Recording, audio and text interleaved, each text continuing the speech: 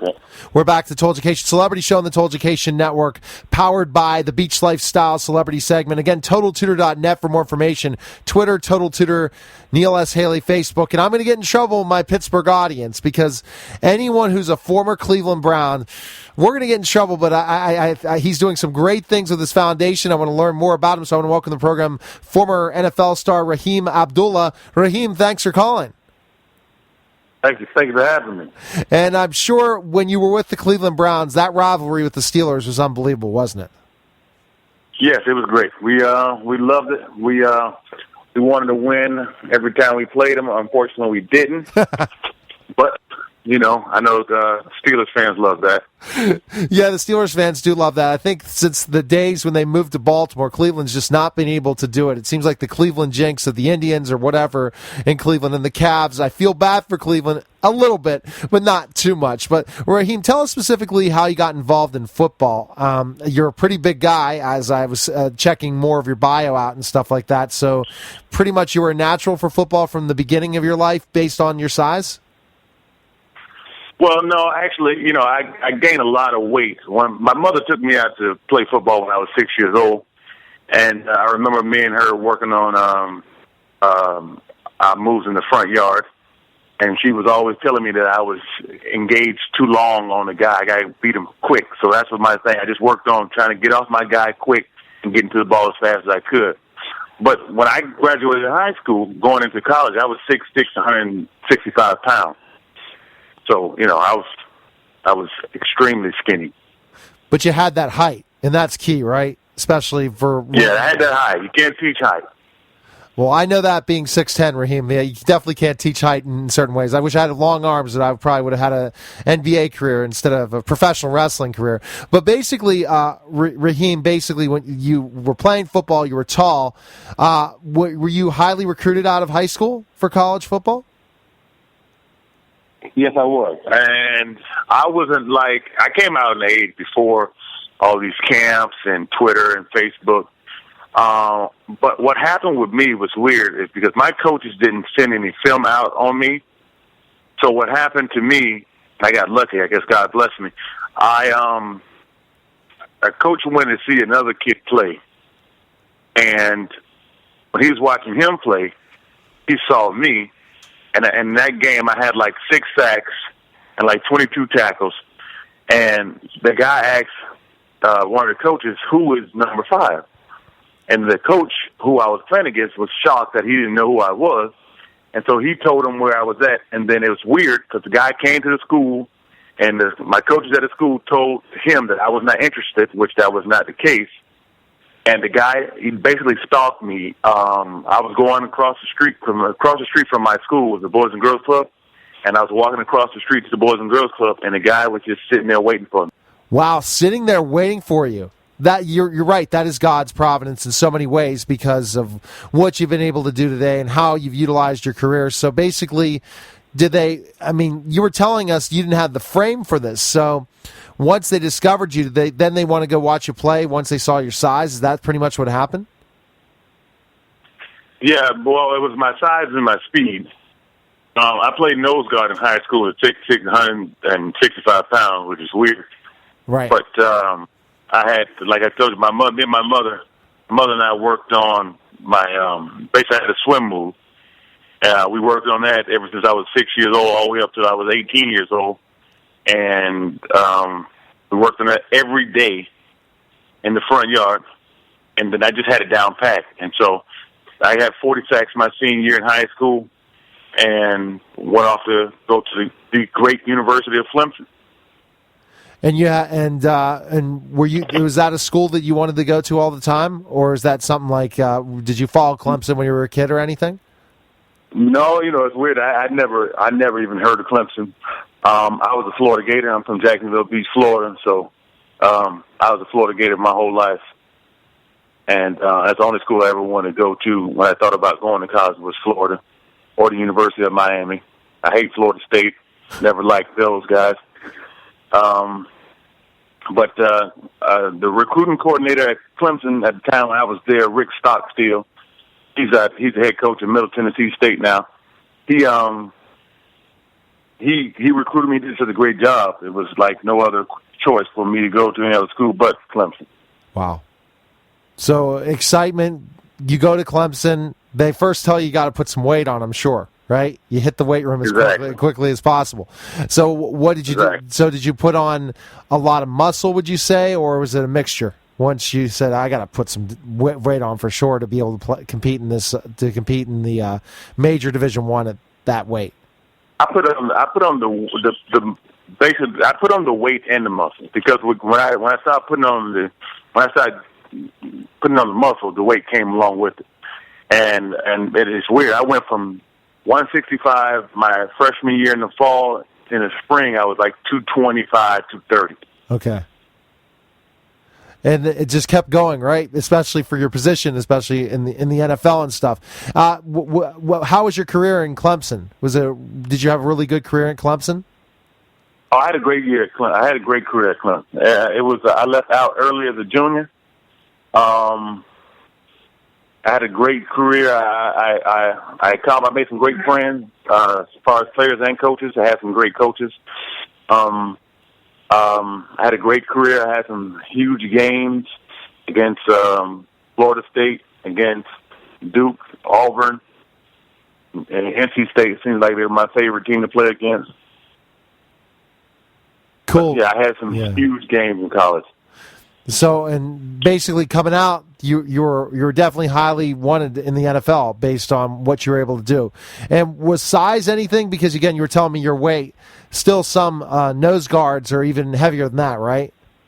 Than what you were. Well, my thing about when I came out, they considered me as a tweener. I was tall enough to play D-line, but not heavy enough. And I was too tall for linebacker, but not fast enough. Right. So I was in that twin, and I wasn't heavy. I was like, the linebackers, they wanted you to be like 245, 250. I was like 230, 235. D lineman, I was tall enough to play a D lineman, but I definitely wasn't heavy enough. They wanted you to be a 270, 275. So basically, I was a tweener. So a tweener. So what position did you play? What you got drafted, and the draft people were saying once you got drafted, this is the position you're going to play, or they had no idea. They just saw raw talent. Then, right? Sounds like. Right, and when I got drafted, I played linebacker. So you jumped from D-line in college to linebacker. That's pretty wild. No, I played linebacker in college too. You played linebacker in college too. Okay. Yeah.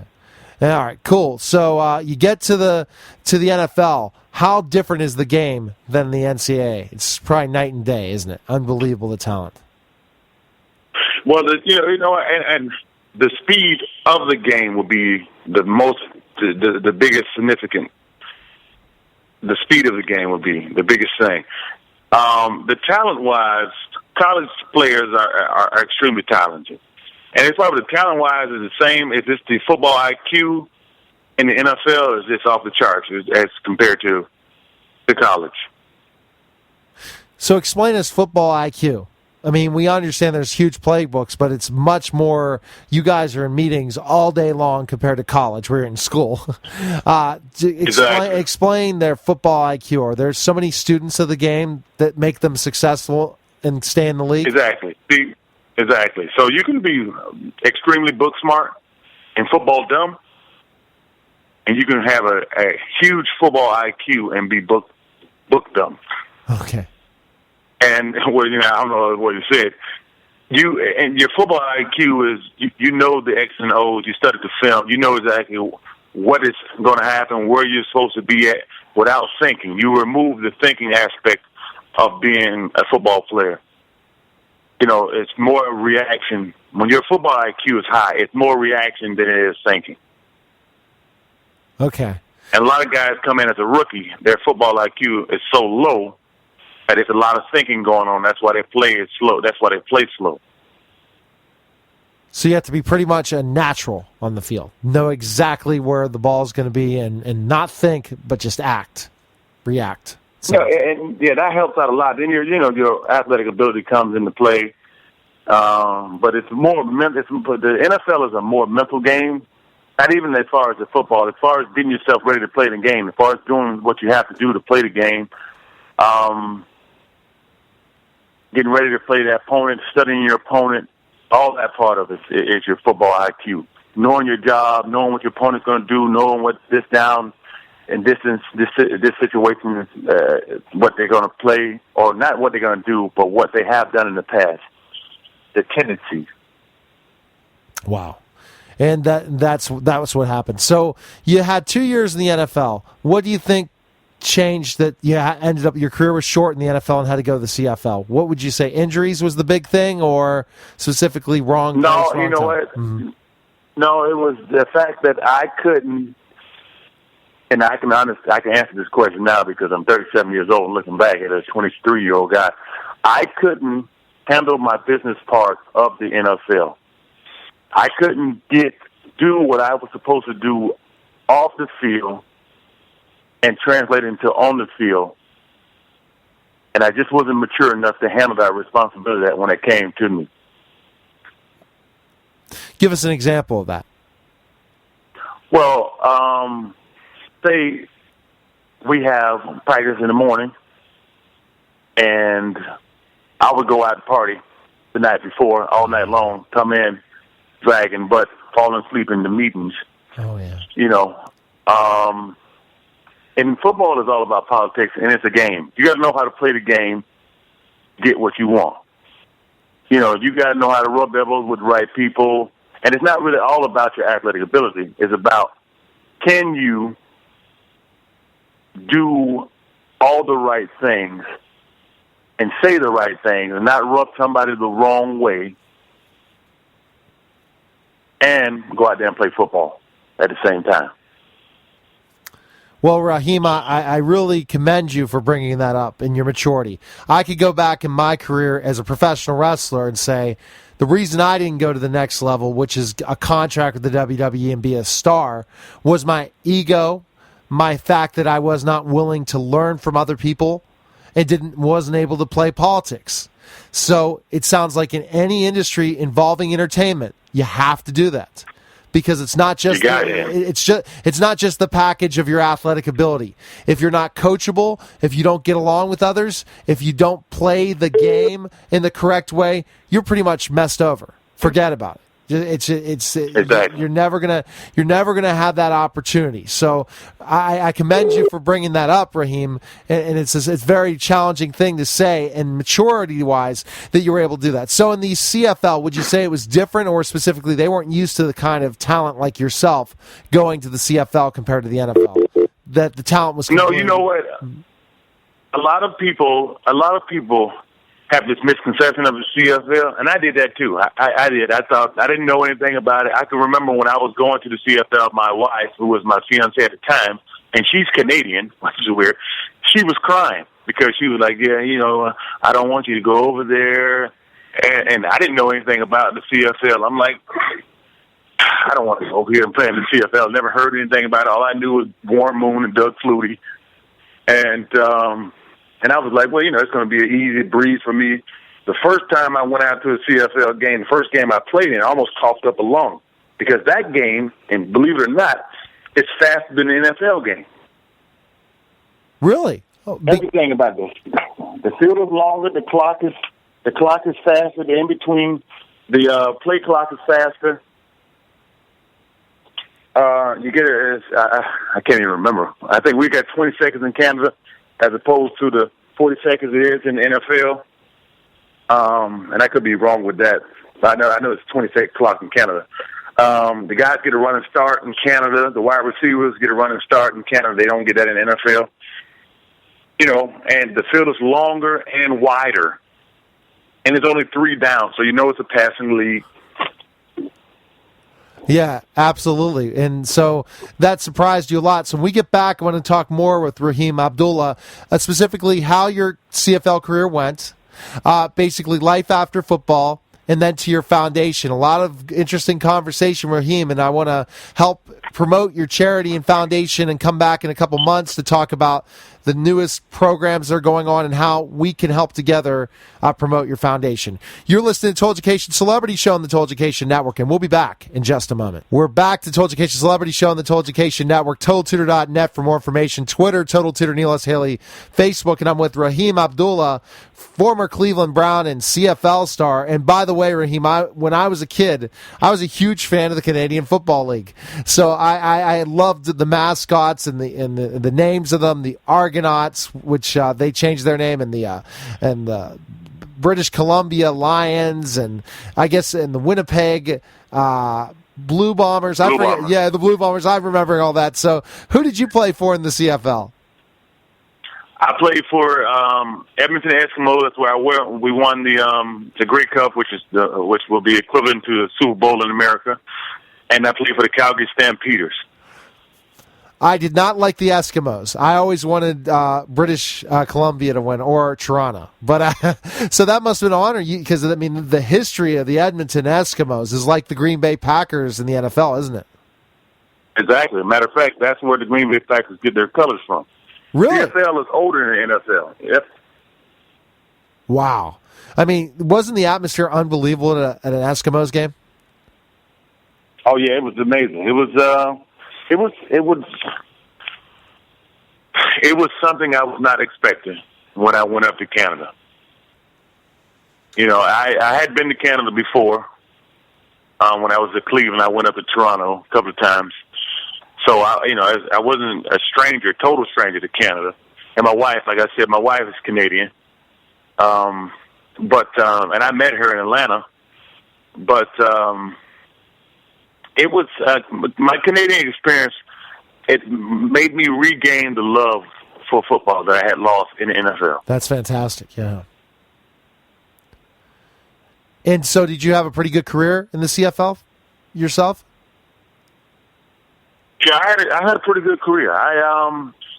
Every year I was one of the top pass rushers, sack leaders in the CFL.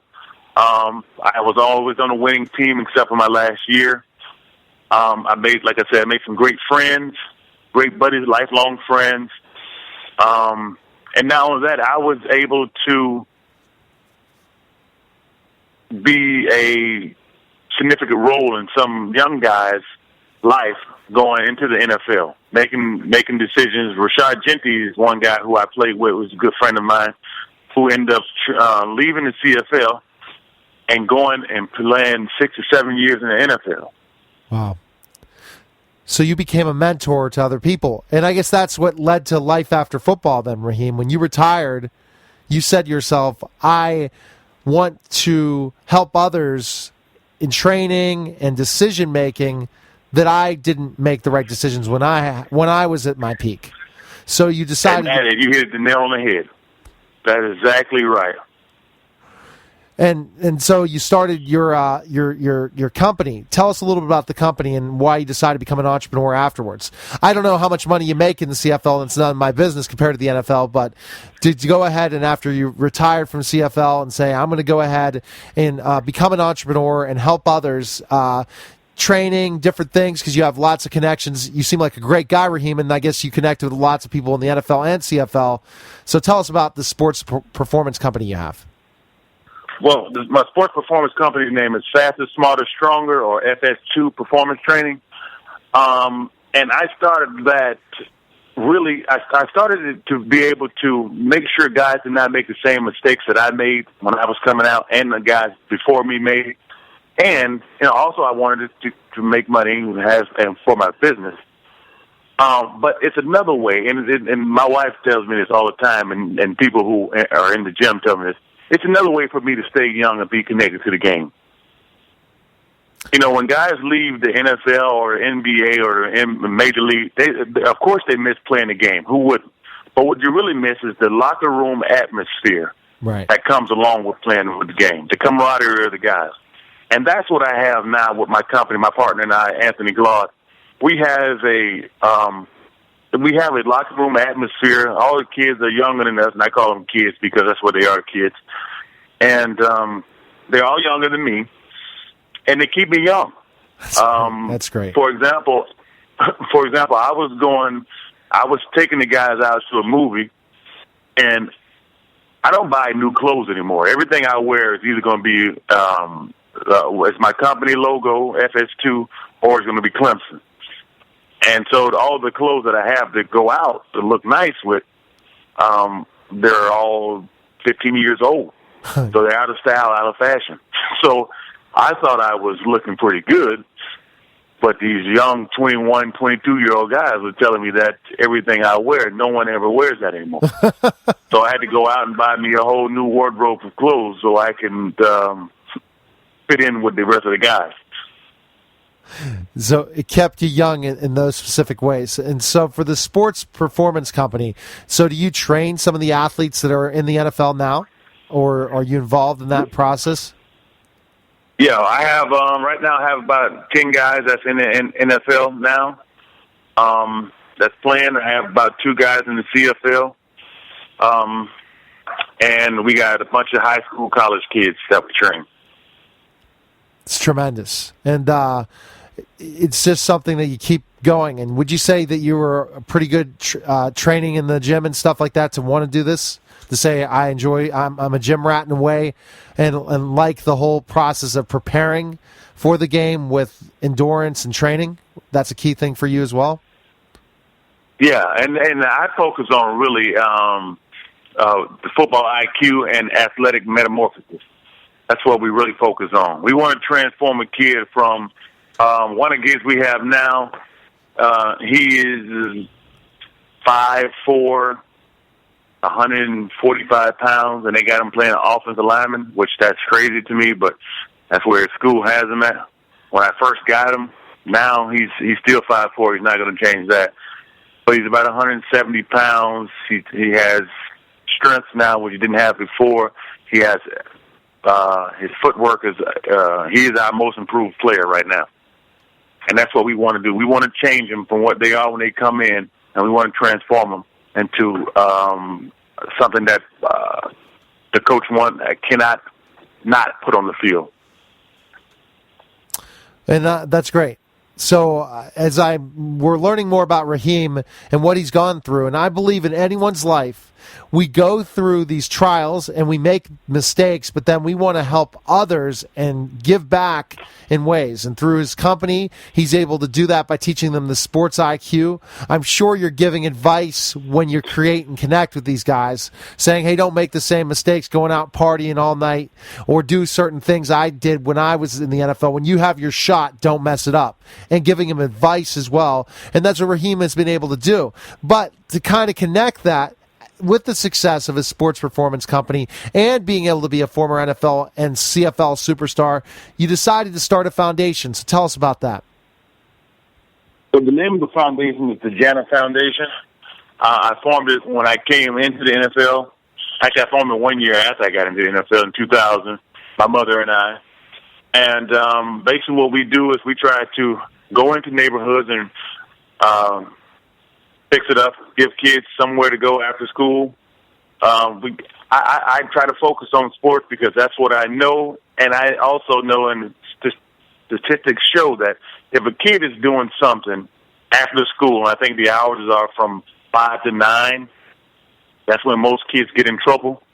If they have something to do that keeps them out of that trouble, I try to be a role model to kids. I got women who try to be role models to young girls. I got guys who try to be role models to young kids. Young guys. We go in and we try to start with the whole family. We do as far as their nutrition part, as far as their education part, and as far as their athletics. I don't like going in and try to tell a kid he shouldn't eat this, that, and the third without having his parents there, because everyone knows kids do not buy the food. All they do is consume the food. The parents buy the food. So we try to educate the parents as well as the children. Wow. We just try to teach kids to be responsible of their actions. And some kids can make mistakes and some kids can't. Right. And what you're looking at specifically doing is again, so they make the right decisions, be a role model to them, and let your people that are involved in the foundation organization. So is that based where you're from, the foundation, the Jana Foundation? The Jana Foundation was started in Jacksonville, Florida. That's why I'm from Jacksonville Beach, Florida. And but now we run it out of Jacksonville Beach, Florida, and out of Atlanta, Georgia. So Atlanta as well, and definitely places that definitely need the help. Do you have a team around you to help run the foundation, especially when you're busy with your business and all those other adventures you still do? Yes, my mother is the main person who runs it, along with my sister and my wife. But they do a great job, and they have us every time we have an event. A football camp or just a seminar, a mentorship.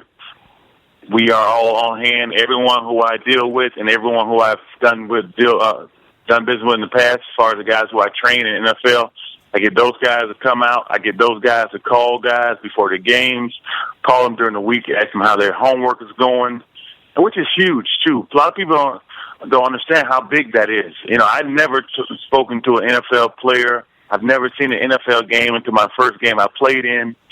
So for a kid who's in the sixth grade to have a conversation with an NFL player and have that on a regular and to know an NFL player, that is huge. I agree. And it's something that they are just blown away. When any NFL player comes, regardless if it's retired or one that plays now, kids are blown away. So tell us some of the fundraisers you do to raise funds for the Jana Foundation. Really, it's been really kind of hard. We've been doing mostly football camps. We do some drives. We go out and we try to collect donations. And that's the majority of the way we get the money. A lot of the money comes out of my own pocket and a lot of my partner's pocket. And that's we haven't got any. We haven't got any government support since we've been open. It's really been out of our pocket and the money that we can raise just doing donations, car washes, stuff like that.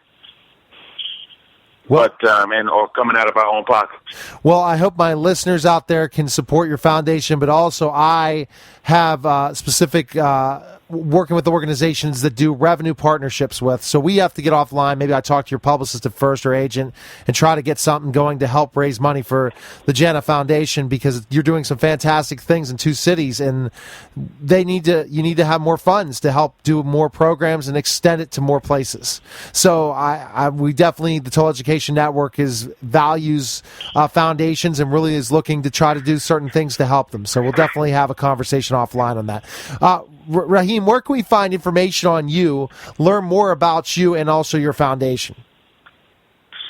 Well, you can go to www.imstronger, is this imstronger.com, and or you can go to janafoundation.com. And Jana is spelled Jannah. Okay, fantastic. I really enjoyed our conversation. It was a lot of fun. Stay off air so I can make sure that we stay in touch and have you back to find out some of the other stuff. Looks like there's a lot of storylines with you, Rahim, and where you're going and your business and also your foundation. So thanks again for calling. Thank you. All right, you're listening to Total Education Celebrity Show on the Total Education Network, and we'll be back in just a moment.